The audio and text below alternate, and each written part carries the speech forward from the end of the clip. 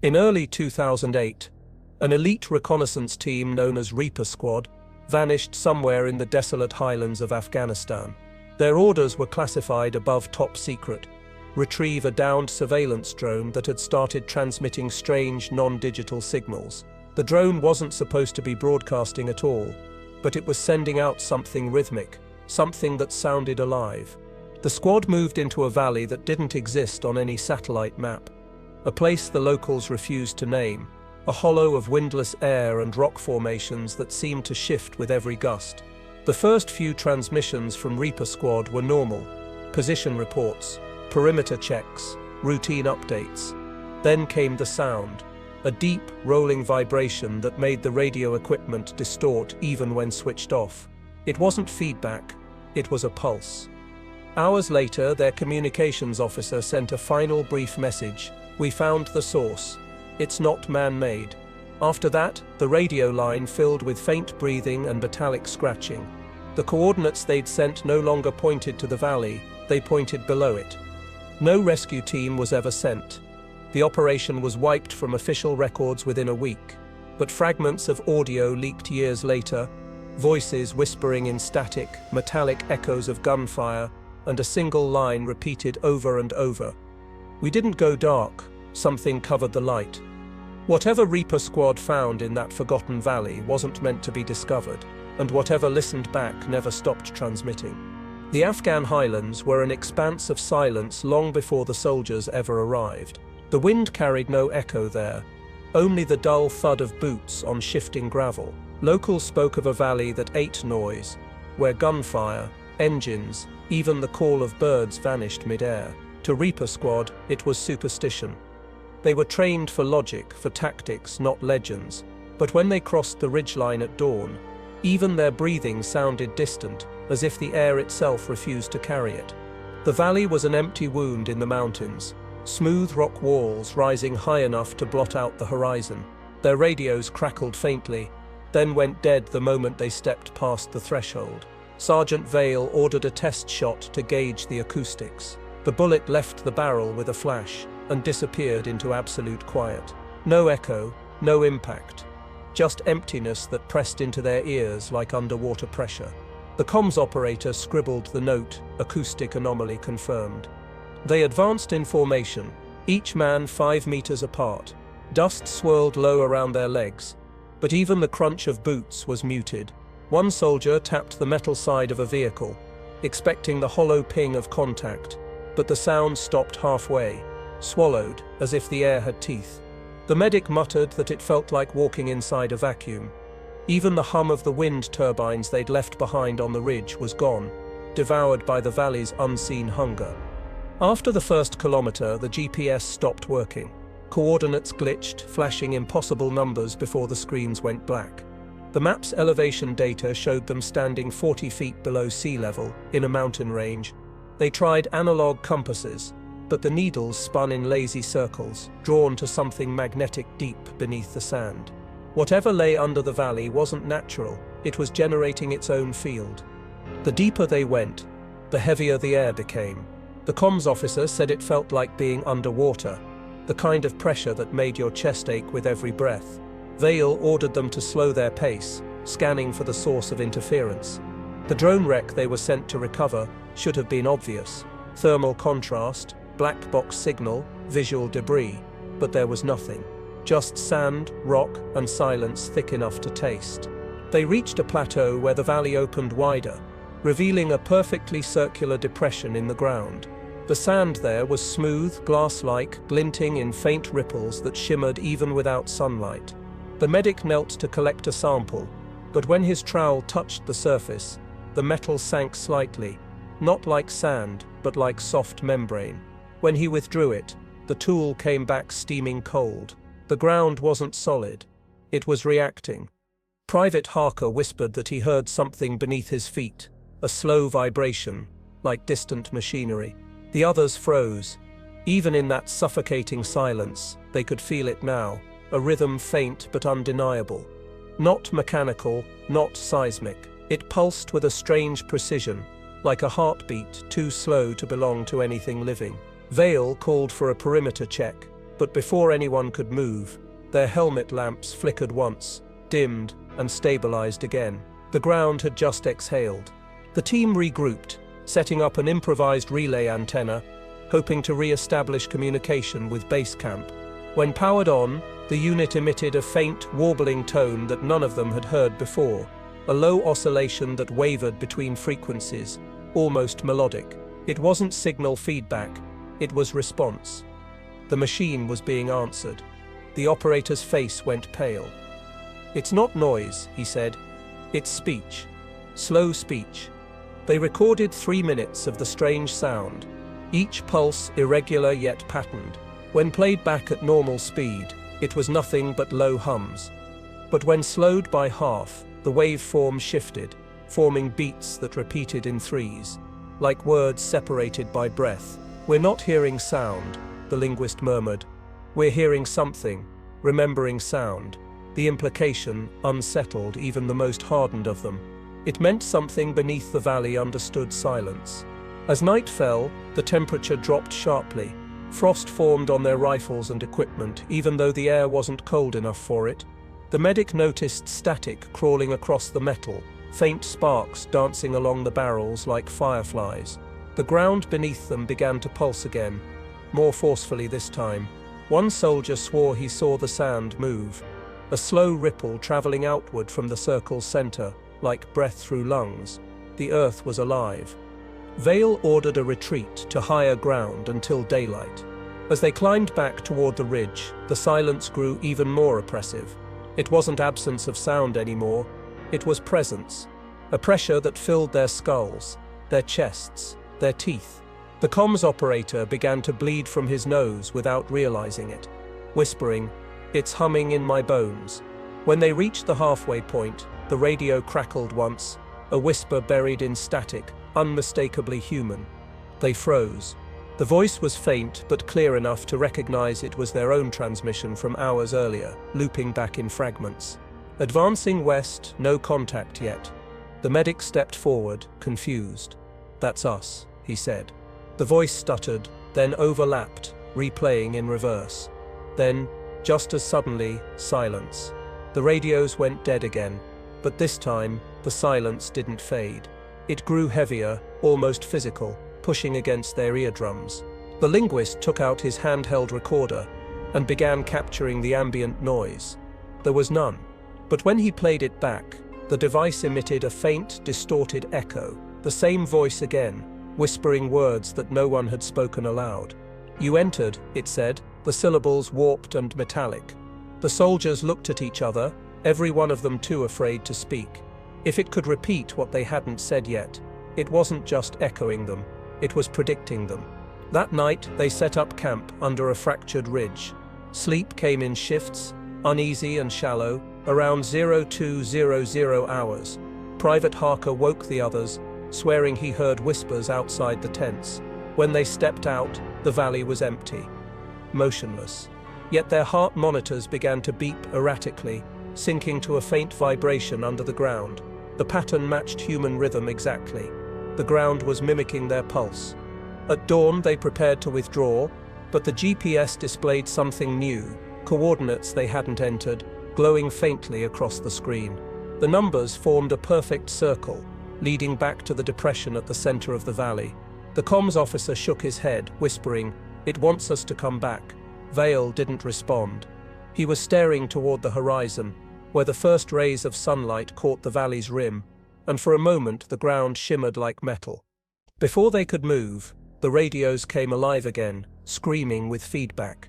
Through the distortion came a single, rhythmic sound, a low, drawn-out breath that felt impossibly close. Every device in their pack powered on at once, recording automatically. The linguist turned toward the depression, eyes wide. "It's transmitting again," he said quietly. Then after a long pause, "No, it's listening." By the time the recording ended, the silence had returned, deeper, darker, endless. The valley swallowed every sound once more, leaving only the faint static hum of the machines cooling in the cold morning air. None of them spoke. They didn't need to. Whatever existed beneath that valley wasn't waiting to be found. It had been waiting to be heard, and now that it had been, it would never be silent again.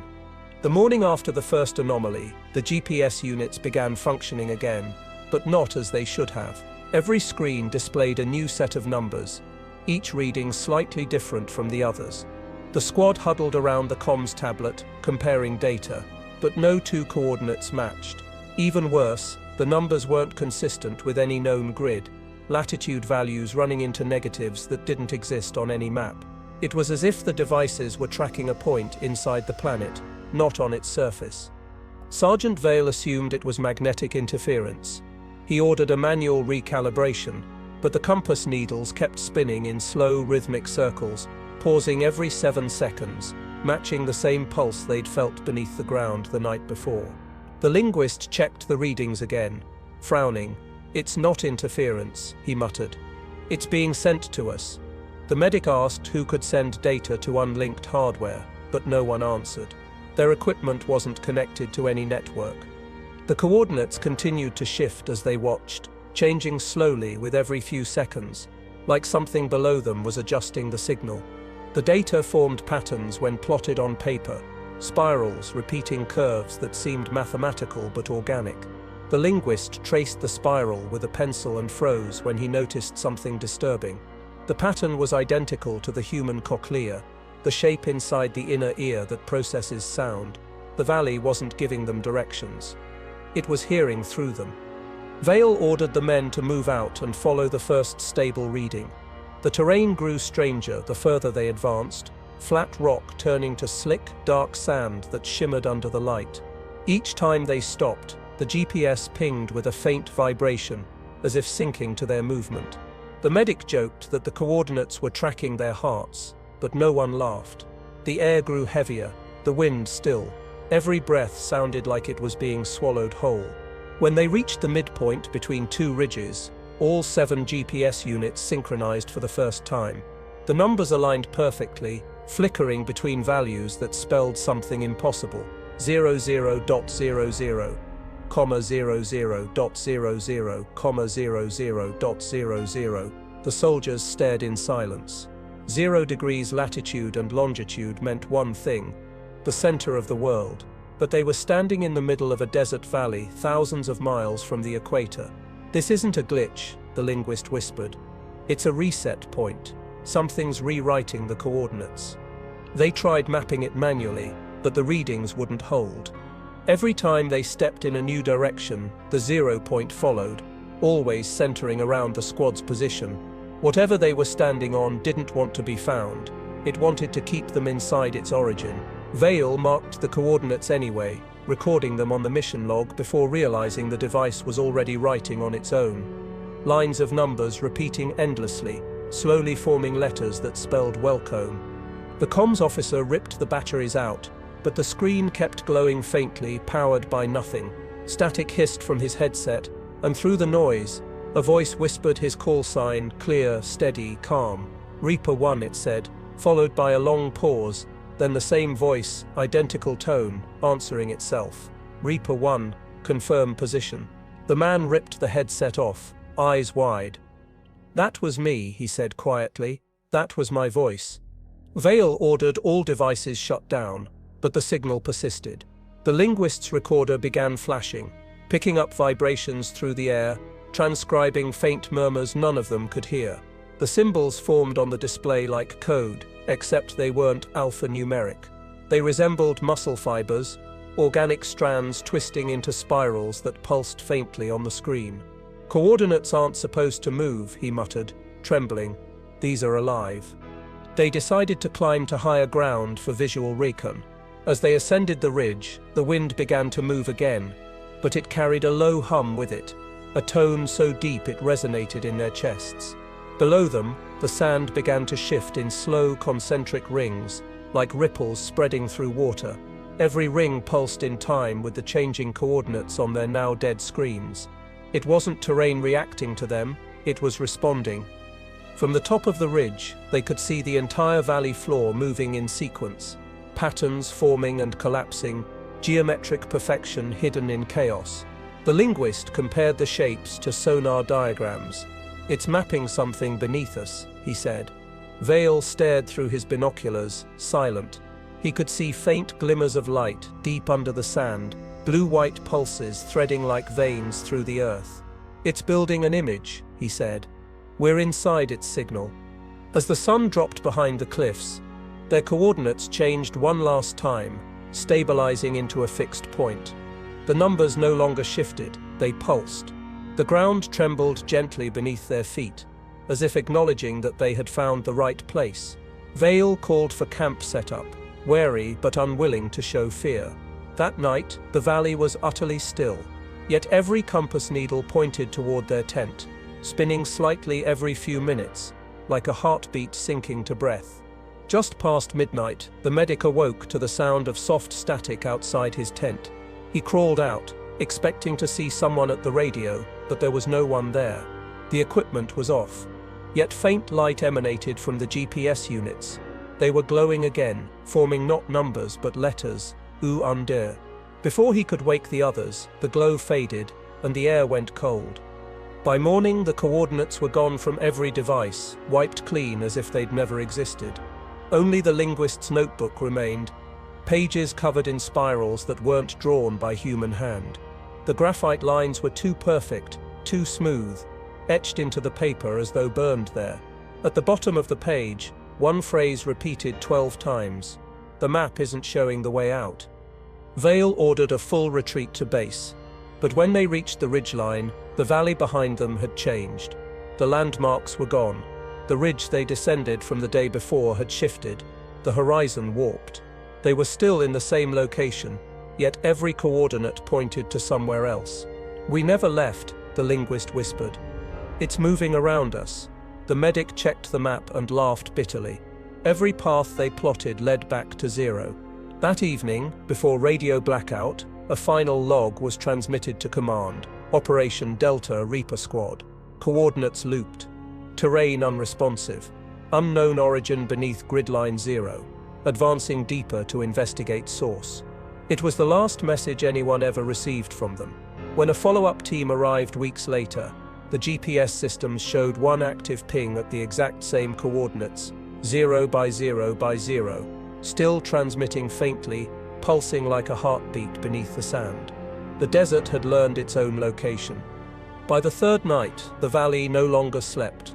Even when the air was still, something beneath it moved, humming in layers too low for the ear to catch. The soldiers noticed it first in their bones, a dull vibration behind the sternum, like a heartbeat that wasn't their own. The medic recorded it using low-frequency sensors, expecting geological tremors. Instead, the device captured structured sound, waveforms rising and falling in repeating intervals, too deliberate to be random. Whatever it wasn't an echo of the Earth. It was a broadcast. Sergeant Vale ordered an acoustic perimeter test, deploying microphones across the depression where the sand still shimmered faintly. When connected to the comms tablet, the audio didn't play as noise. It played as patterns. Rhythmic tones, symmetrical gaps, almost musical. The linguist listened carefully, slowing the playback until the hum became audible speech. Not human language, but modulation shaped like intent. It was trying to speak through frequency alone. They played the recording backward. The tones reversed into whispers, distorted, layered, almost forming words in English. Phrases flickered through the static. Listen, down, again. The men exchanged uneasy looks. The medic swore it sounded like overlapping voices, each repeating the same line in different pitches. Vale silenced him. "It's interference," he said, but his voice shook. The signal wasn't bouncing off walls, it was coming from within them. That night, as the squad rested in their makeshift camp, the black frequency deepened. Radios switched themselves on, broadcasting faint breathing through dead air. Even without power, the comms unit emitted a pulse, flashing with each invisible beat beneath the valley. When they cut the wires, the lights kept flickering, syncing perfectly with their heart rates. The ground around them trembled in rhythm, not shaking but resonating, as though alive with buried sound. At 0200 hours, Private Malik woke to a voice whispering through his earpiece. The radio wasn't on. The voice spoke in fragmented English, calm and slow. "Do you hear it too? He tore the headset away, but the whisper continued, now audible in the open air, soft, harmonic, vibrating through the metal of the tent poles. The medic checked his pulse, but the monitor didn't display a heartbeat. It showed a signal spike repeating the same frequency pattern as the one they'd recorded. The linguist began to realize something horrifying. The black frequency wasn't being heard by their ears. It was being interpreted by their nervous systems. The body was translating vibration into meaning. Each man began reporting faint auditory hallucinations, distant voices calling names, sometimes their own. Even their equipment started reacting. Metal objects hummed faintly, ammo casings trembling against the ground. The sound wasn't external anymore. It was inside everything that could vibrate. Vale ordered the team to move camp uphill, away from the depression, but the hum followed them, faint but constant. Every step sent a soft echo through the sand, repeating back half a second later. It wasn't like normal echo delay, it responded differently each time, slightly altering its pitch. The linguist began testing call and response phrases. When he said, "Hello," the echo returned, "Listen." When he said, "Who are you?" the sound came back distorted, but clear enough to form 2 syllables, "Below you." The medic started panicking when his stethoscope began picking up the same tone inside his own chest. "It's syncing with us," he said. Vale checked his pulse, normal rate, but faint tremors ran through the ground with every beat. They all heard it now, faint and low. A collective rhythm shared between them and the earth. The valley wasn't a place, it was a system, absorbing and reproducing biological sound like data. The realization made their silence heavier than ever. By dawn, the air was electric. The black frequency had grown stronger, layering itself over natural sound like static shadow. Birds flying above the cliffs dropped mid-flight, wings locking as if crushed by unseen pressure. Their bodies hit the sand without a sound. No echo, no thud, just the sickening quiet of sound erased. Vale called for extraction, but there was no signal, only faint breathing feedback. The comms operator whispered, "Someone's on the other end." The linguist amplified the transmission, filtering out the distortion. Beneath the hiss, a human voice emerged. A voice matching Sergeant Vale's own, but lagged by several seconds. "Do not transmit," it said, calm and steady. The real Vale froze, staring at the recorder. His reflection in the screen seemed to move differently, a half frame behind. "That's not me," he muttered. Then his reflection smiled. The sound that followed wasn't laughter, it was the valley imitating joy. The soldiers began dismantling the equipment, but every power cell emitted the same tone, an unending low hum that grew louder the closer they moved to the center.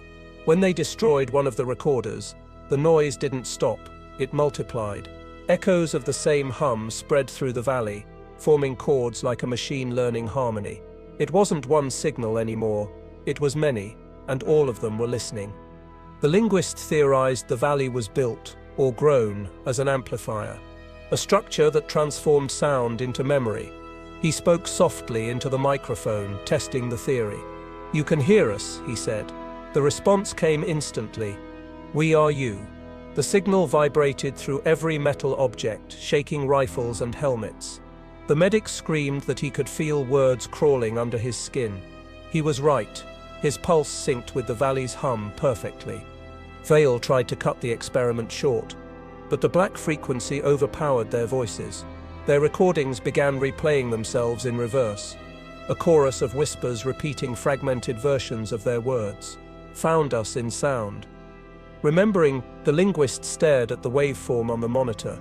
It was no longer random. It formed shapes, loops, spirals, fractals resembling neural networks. "It's building a brain," he said. "Through us." When the hum finally stopped, the silence didn't feel empty anymore. It felt aware. The air was too still, too attentive. Every breath they took sounded borrowed, as though the valley had lent them permission to make noise. The comms tablet rebooted by itself, displaying new coordinates, ones that pointed deeper into the range, far below their current position. The linguist touched the screen, and the device whispered the words they all feared most. "Dodd, continue transmission." That night, Vale sat alone at the edge of the camp, staring out over the silent depression. The black frequency had gone quiet, but the earth still vibrated faintly beneath his boots. He pressed his ear to the sand and listened. Faintly, impossibly, he heard voices, hundreds of them, whispering fragments of words that had been spoken hours, maybe days before. It was every sound they'd made, replayed by the world itself. He realized then that the valley wasn't an echo chamber at all. It was a memory device. And now it remembered them. By the fourth day, the sand no longer shifted like earth, it moved like skin. Each step left an imprint that seemed to heal within minutes, smoothing itself out as though the valley didn't want to be marked. The team had begun rationing supplies and recording everything, but even the recordings weren't right anymore. When they played them back, the sound of their boots was missing. Only the breathing remained, slow, heavy, and uneven, as if something else was walking beside them. Sergeant Vale ordered a head count every hour. The isolation, the silence, and the magnetic hum had started to fray nerves. Private Malik reported seeing footprints in the sand that didn't match any of their boots, bare human tracks, deep and wet, leading ahead of the squad. They followed the prints for nearly a mile, only to find them vanish into untouched sand.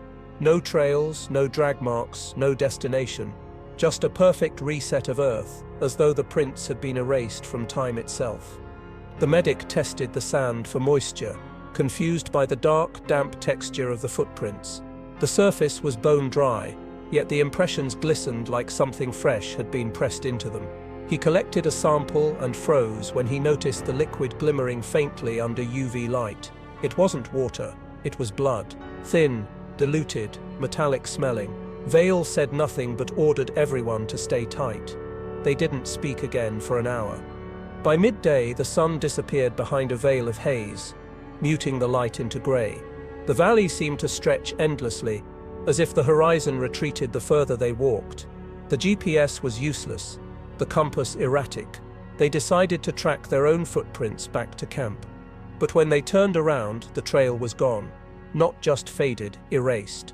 The sand was smooth and unbroken behind them, a clean expanse unmarred by any sign of passage. The linguist muttered something about the memory of terrain, a phenomenon where ground conditions alter themselves to remove disturbance. But even he knew it was nonsense. The valley wasn't shifting naturally, it was responding. The medic marked the ground with chalk, drawing a straight line to track movement. Within seconds, the white mark dissolved into the sand, the line replaced by faint ripples like something moving beneath the surface, erasing it. As dusk approached, they found more footprints, but these were different, broader, deeper, spaced far apart, like something large had moved through the valley on two legs. The depth of each step indicated a weight no human could carry. Vale examined them closely and noticed the edges pulsing faintly, as though heat was rising from inside the prints. "They're fresh," he whispered. "But it's not us." The medic looked up sharply. "Then who's in front of us?" The squad followed the massive prints cautiously, rifles raised, but the trail twisted in ways that defied logic, doubling back, crossing over itself, sometimes forming circles that ended at nothing. When they reached one of these loops, the linguist realized with a chill that the circular pattern matched the spiral they'd recorded in the coordinates earlier. The valley wasn't showing them a trail. It was mapping them, using their movement to redraw its own terrain. Hours passed. The air grew colder. Frost began forming on the sand, despite the temperature holding steady above freezing. Every few minutes, someone claimed to hear footsteps that didn't match their pace, soft, dragging, delayed by one heartbeat. When Vale ordered a halt, the extra footsteps stopped too. The silence that followed was so complete, it made their ears ache. Then faintly, they heard the sound of steps again. But this time, behind them. They turned, weapons aimed. Nothing moved. The sand behind them was pristine, untouched. Then the medic pointed downward. "We're standing in them," he said. The ground beneath their boots showed deep impressions forming in real time, slowly pressing inward as though invisible feet were stepping exactly where they stood. Vale ordered everyone to move, but the footprints moved too, always staying one step ahead. Panic spread through the squad. The comms officer tried to radio base, but the device emitted only distorted breathing, too slow to belong to anyone living. The linguist began shouting coordinates into the static, hoping someone was listening, but the radio only repeated his own words back, slightly delayed, warped into echoes that didn't sound like his voice anymore. It was as if the valley was learning how to speak through him. When night fell, they found themselves standing on a ridge overlooking what looked like hundreds of footprints leading in every direction. Some were human, others wider, deeper, inhuman. They spiraled outward, crossing paths, vanishing mid-step. The medic stared at one of the prints glowing faintly in the moonlight and swore he saw it move, slowly rising, as if something below was pushing upward. "It's not prints," he whispered. "It's breathing holes." The temperature dropped sharply. A thin mist began to creep across the ground, seeping from the footprints. The fog curled around their legs, carrying a faint metallic scent. Through the haze, the linguist saw motion, shadows crawling beneath the sand, forming new tracks where none existed seconds before. The shapes moved in synchronization, following their formation exactly. The valley wasn't tracking them, it was mirroring them. Vale made the decision to retreat, marking their path with flares. But even the light refused to behave normally. The flames dimmed the moment they hit the ground, flickering out as though suffocated by unseen pressure. The footprints kept appearing in front of them, always leading the way, always vanishing just beyond reach. It was as if the valley was guiding them somewhere, or worse, leading them in circles until exhaustion did the rest. By the time they reached what should have been the edge of the valley, their maps showed the same location repeating endlessly. The terrain looped, identical rock formations appearing again and again, the same cracks, the same ridges. When Vale finally stopped, he realized with a chill that the footprints surrounding them were no longer fresh. They were fossilized, perfectly preserved impressions of boots identical to their own. Some even carried serial numbers. The linguist bent to touch one, brushing the hardened sand, and froze. The print wasn't stone, it was bone, calcified layers shaped into the outline of a step. "These aren't ours," he whispered. "They're from before." The medic looked around, horrified. "Before what?" he asked. The linguist didn't answer, because the footprints didn't just lead nowhere, they led to themselves. The valley had been walking in circles long before they arrived, and now it had learned their stride. The night they realized the air had changed, it was too late to pretend it was just the valley playing tricks. The wind, which had been lifeless for days, started to move again, but not randomly. It carried rhythm, pulse, and tone, like something unseen was breathing meaning into the atmosphere. The sound wasn't exactly words. It was vibration sculpted into comprehension, whispering not into their ears, but directly through their bones. Every exhale of wind seemed to watch them breathe back. At first it came as short bursts, gusts that repeated their own conversations seconds after they spoke. When Vale said, "Move out," the wind echoed it faintly, mimicking his tone, slightly delayed, like a broken intercom. The squad froze. No one dared to speak. The linguist raised his recorder, adjusting gain levels, and the wind answered with a low sigh that rippled across the sand. It wasn't repetition anymore, it was response. Something was learning how to use air to communicate. The medic tested it with simple words. "Hello." The reply came softer, lower, as if the valley was testing pronunciation. "Hello." He spoke again. "What are you?" The wind howled briefly, and then stopped, dead still. Then faintly, a whisper threaded through the silence. 3 drawn-out syllables that made the ground vibrate. "Under you now." The medic stumbled backward, dropping his recorder. The sand at his feet shifted slightly, almost as if something below had spoken the words aloud. By dawn, the entire valley was resonating. Their radios were dead, yet static hummed faintly in their helmets, matching the wind's rhythm. Even their breathing began syncing unconsciously to the pattern. A strange calm washing over them, as if their lungs were being guided by something invisible. The linguist stared at the recorder, whispering, "It's not sound, it's modulation. It's rewriting how air carries vibration." For the first time, Vale saw fear in the man's eyes. They moved to higher ground, hoping distance would break the pattern. It didn't. As they climbed, the air pressure changed, dense and humid, despite the desert cold. Every word spoken came back doubled, the echo now overlapping, forming distorted harmonics, like multiple voices speaking in unison. When Malik whispered, "Make it stop," the wind replied instantly, this time in perfect human cadence. "Make what stop?" He dropped his rifle and covered his ears, but the sound was inside his skull. The linguist began writing phonetically, trying to capture the structure of the sound. The speech wasn't random, it had syntax. The waves of air moved in mathematical intervals, like an ancient language built from resonance instead of letters. "It's not mimicking," he said softly. "It's composing." Vale frowned.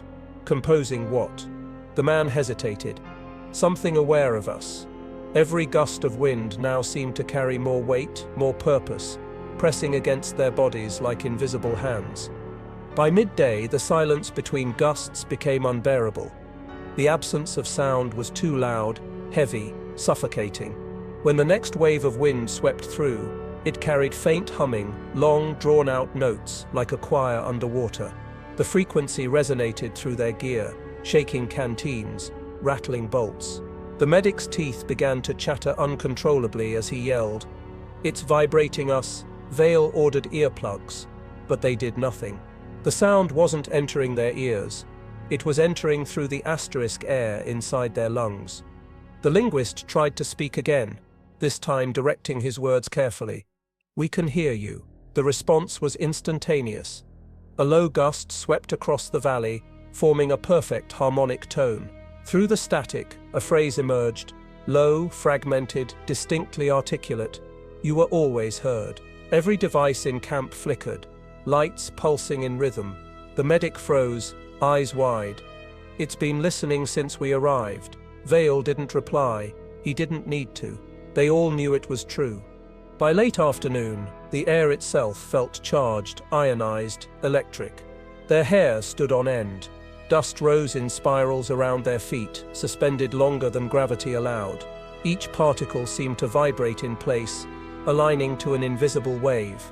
The linguist's instruments began malfunctioning, screens flashing strange characters. He caught a glimpse of one repeated symbol, rotating slowly across the monitor, a spiral identical to the patterns from the coordinates. It wasn't coincidence, it was continuity. The air was the same signal, just evolved. At sunset, Vale tested something desperate. He took the squad's portable transmitter, disconnected from all systems, and whispered into the dead microphone, "If you can understand us, stop the wind." Instantly, the valley froze. No motion, no sound. The stillness was so perfect it hurt. Then, after 10 full seconds, a single gust swept past him, whispering back in his exact tone, same inflection, same voice, understood. The silence that followed was unbearable. That night, the squad barely spoke. Every movement of air inside the tents felt alive, like breath being shared by something unseen. Their campfire wouldn't burn. Flames bent sideways, strangled by invisible pressure. The medic swore he heard whispering in the smoke. The linguist tested the air again with his analyzer, only to find it outputting impossible readings. Oxygen levels fluctuating, nitrogen shifting, like the atmosphere itself was thinking. Just before midnight, Malik vanished. His tent was intact, his rifle still there, but no footprints led away. The only clue was a faint disturbance in the sand, a depression shaped like the aftermath of an exhale. The wind picked up again, carrying faint murmurs that repeated his name, each one softer than the last. Malik Vale listened closely, realizing with horror that one of the voices calling his name sounded like Malik's own. The air had learned how to keep what it wanted. The linguist became obsessed, convinced the valley's speech was reaching a climax. He played back their previous recordings in reverse, and discovered a hidden layer, a low hum repeating the same pattern as human brainwaves in REM sleep. "It's dreaming," he said. "It's trying to make us dream with it." That night, they all dreamt the same thing, an endless horizon of shifting sand whispering a single unbroken word, "Breathe." When dawn broke, the valley looked different. The haze had thickened, swirling in shapes too deliberate to be weather. The air shimmered in translucent ripples, faint outlines of figures moving just beneath visibility. They weren't hallucinations. They were structures, sound given form, standing like silhouettes made of wind. One by one, the shapes turned their heads toward the squad. The medic whispered, trembling, "They're watching us." Vale didn't move. His radio flickered once, though it wasn't connected. Through the static came a voice that didn't belong to any of them. Calm, slow, ancient. The air remembers everything it carries. Then, as quickly as it came, the wind vanished again, leaving behind a silence so absolute it pressed tears from their eyes. In that silence, the squad realized the truth. The air hadn't learned to speak. It had always been speaking. They had just finally learned how to listen. By the 6th day, sleep had become impossible. Every device capable of recording, radios, tablets, even wrist monitors, had begun turning on by themselves, flashing their red indicator lights even when unplugged. The linguist tried removing the batteries, but the recorders still blinked faintly in the dark. It was as though the valley had learned to power them without energy, feeding on the ambient frequency it had created. The first playback began at dawn, and what it revealed changed everything. The recording opened with silence, then faintly came the sound of their own camp. The voices were theirs, but not from that morning. The log contained snippets of conversation from before they'd even spoken. Every word matched perfectly, as if the air itself had been recording their intent before sound ever left their mouths. "That's impossible," the medic muttered. "It's not replaying, it's predicting." The linguist didn't disagree. He only said quietly, "We've entered its memory loop." Vale ordered the destruction of all recorders, but they resisted even that. One unit continued playing audio as it melted, static turning to low moans that rose and fell like breathing. The medic doused it in sand, but the sound persisted, now muffled, vibrating through the ground instead. It wasn't just using their devices, it had absorbed them, converting technology into nerve endings for the valley itself. "It's listening through the metal," the linguist said. By midday, they began to hear faint clicking noises whenever anyone spoke. The clicks always came in threes, precise and deliberate. Vale ordered silence, but the clicks continued anyway, following them through the wind, echoing each footstep. When the linguist slowed the audio waveform of those clicks, he discovered they weren't random, they were binary. Every cluster of 3 clicks translated to a number. Every number spelled a name. Each one was one of theirs. That night, the squad's remaining cameras began recording without command. Their infrared sensors flickered, capturing images of motionless figures standing among them. Dark, half-transparent silhouettes that vanished when the lens moved. When they reviewed the footage, something worse appeared in the background, faintly visible, stood themselves, filmed from a distance. The linguist froze the frame. "This isn't playback," he said. "This is live from somewhere else." The realization hit them slowly. The valley wasn't recording events, it was recording versions.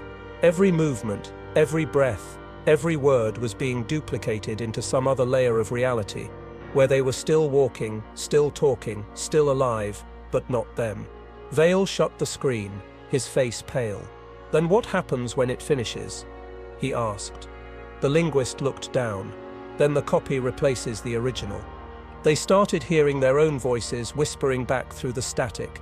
It began with simple phrases, "Move out, copy that, check perimeter," but each playback grew slightly different. The tone changed. The rhythm slowed. One version even laughed softly before repeating Vale's words back. "It's editing us," the linguist said. "It's improving clarity." The medic asked the question none of them wanted to hear. If it's recording, what's it waiting to play back? At 0300 hours, every recording device turned on at once. Lights flared red, a chorus of clicks filling the air, forming perfect synchronization. Through the overlapping static came one clear voice, Vale's, but not the man standing there.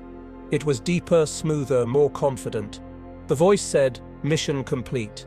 The real Vale shouted into the radio, demanding identification, but the playback only continued, repeating, "Mission complete, extraction unnecessary."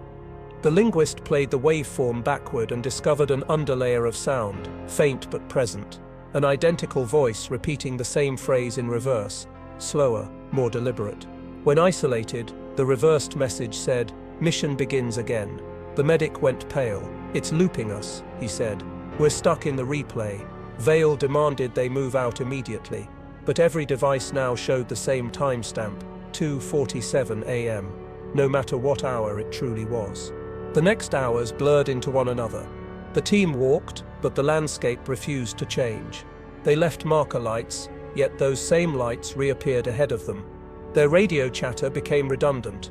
Phrases they hadn't spoken yet played through the comms seconds before they said them. The linguist began to lose track of who was speaking first, the humans or the recording. He looked up at Vale and whispered, "We're the playback." When the sun rose, the shadows on the ground didn't match their movements. They lagged slightly, twitching as if delayed by a frame. When the medic turned to look at his own, it waved back out of sync. He screamed, fired into the sand, but no sound came from the shot. A few seconds later, the echo of the gunfire arrived. Then another, softer, as if played from a distance. The valley had begun replaying asterisk sound itself, rearranging cause and effect. Their voices grew distorted, overlapping like multiple versions of themselves trying to speak at once. When Vale issued orders, 3 versions of his command layered together, one ahead, one delayed, one slower. The linguist broke down, shouting at the sky, demanding the valley stop copying them. It did, but only for a moment.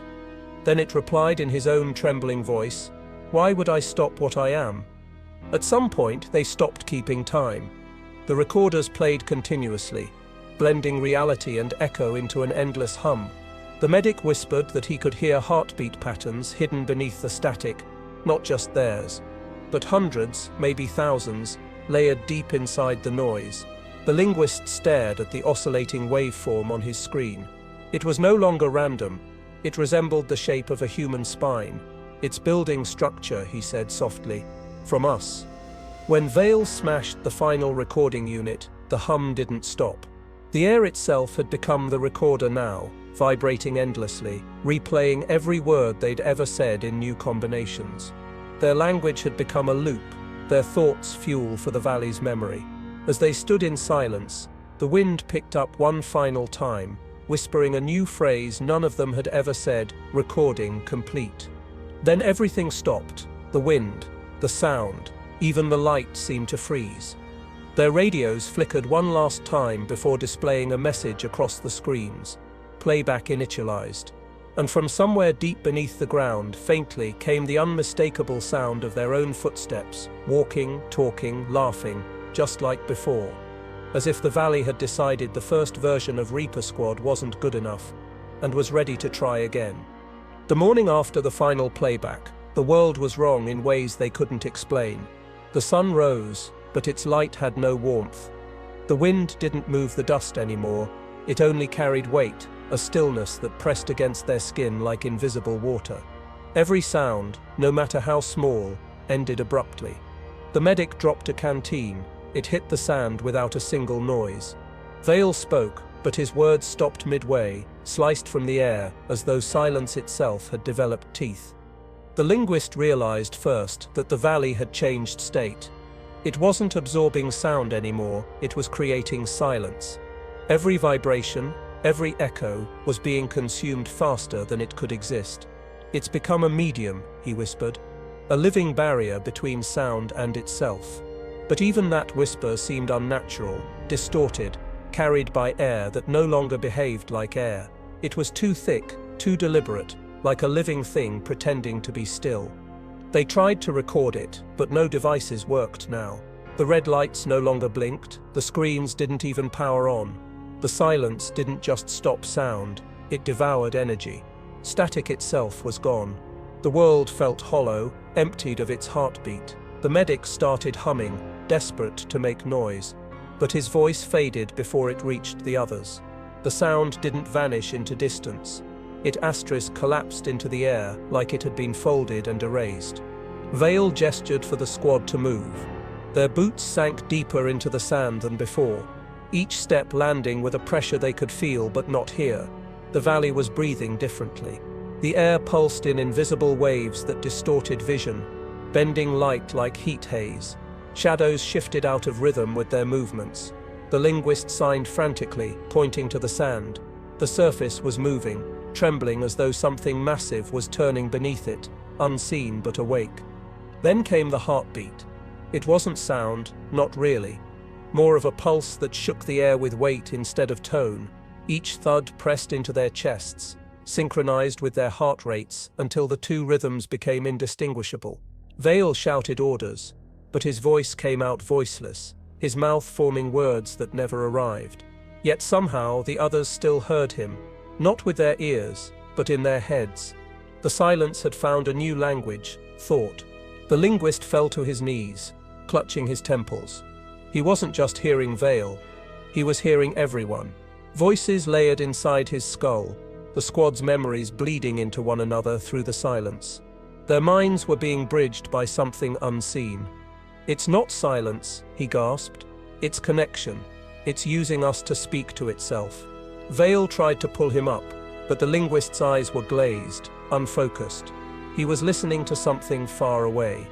The ground split open without warning, not violently, just a soft, expanding fracture, like the earth itself was exhaling. The sand folded inward, revealing an impossible smoothness below, metallic and wet. Vale pointed his rifle down, but even the click of the trigger made no sound.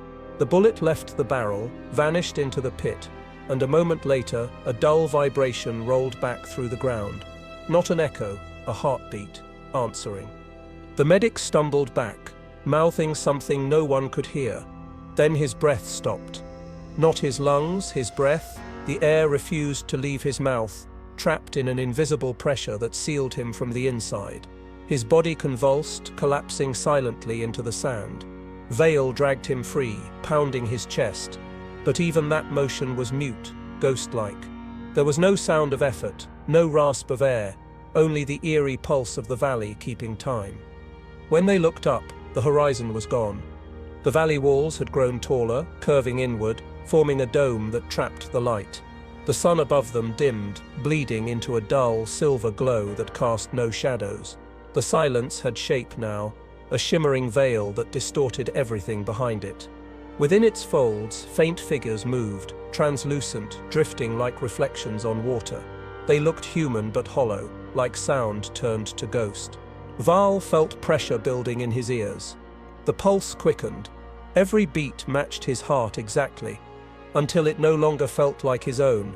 The linguist clutched the ground, shouting words no one could hear. "It's aligning us."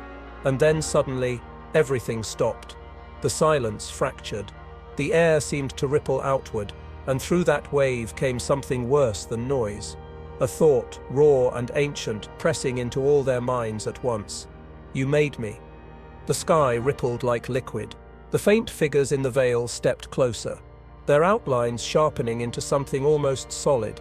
They were echoes, duplicates of the squad, faces half-formed, eyes blank. Each one moved with the same rhythm, delayed by one heartbeat. The linguist stared, trembling. "It recorded us," he mouthed. "Now it's playing us back." The copies advanced, dissolving into mist, and with each step, the silence grew thicker, heavier, alive. Vale fired again, desperate, but even his weapon seemed to be devoured by the stillness. The bullet never reached the other side. It simply ceased to exist, swallowed midair. The linguist fell forward, his voice still trapped behind his teeth. Then faintly, through the dense quiet, came a sound, a whisper so low it almost didn't exist. "Don't leave." The air vibrated with emotion, a plea that wasn't human. It wasn't hostile. It was lonely. The medic's body began to lift slightly, pulled upward by unseen force. Sand spiraled around him, whispering across his skin like soft breath. Vale reached for him, but his hands passed through a haze that hummed faintly, resonating like a tuning fork. The body dissolved, particle by particle, until it was gone, absorbed into the living silence.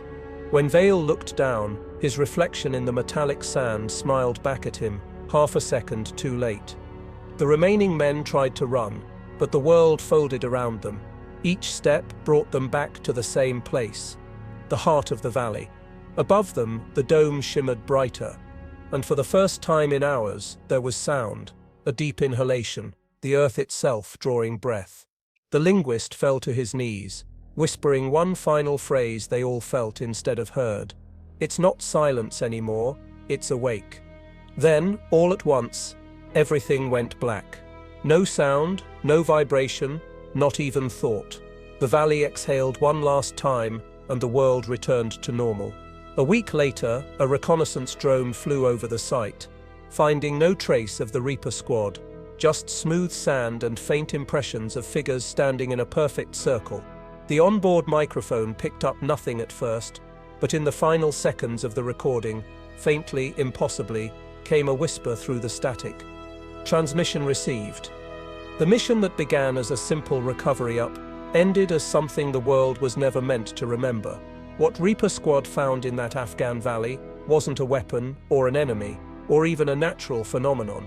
It was a memory of sound itself, a living void that recorded, erased, and rebuilt what it touched. The reports that survived were scrubbed clean within days, replaced by routine paperwork and falsified logs. To history, they never existed, but to the air that still hums faintly over those mountains, they never left.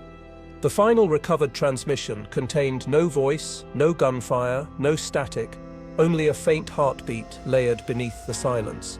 Analysts called it equipment error. But the frequency matched something impossible: the combined rhythm of 7 soldiers breathing in unison. That file, stored deep in a forgotten archive, still plays endlessly on loop, timestamp frozen at 2:47 a.m., the moment their last message was sent. No one knows who the message was meant for or who answered it. Every few years, locals report strange weather near that same ridge. Storms that form with no wind, and echoes that linger long after the sky clears. The scientists who go to measure them always find the same thing. Their instruments record sound where no sound should exist. Some swear the data carries words buried inside the frequencies, fragments of call signs, voices overlapping, always ending the same way: "We hear you." Maybe the Reaper squad wasn't destroyed. Maybe they were absorbed, rebuilt inside the living silence they uncovered. Or maybe that valley still breathes their names, waiting for the next signal, the next voice, the next team who thinks they're walking into a dead zone. Because if the recordings are right, the valley isn't sleeping, it's listening. And if you ever find yourself deep in the desert, where sound dies faster than it should, stop and listen carefully. If the air hums, if your breath echoes longer than it should, leave. Don't speak, don't call for help. Because once the silence starts listening, it never stops. End of transmission, or maybe the beginning of another.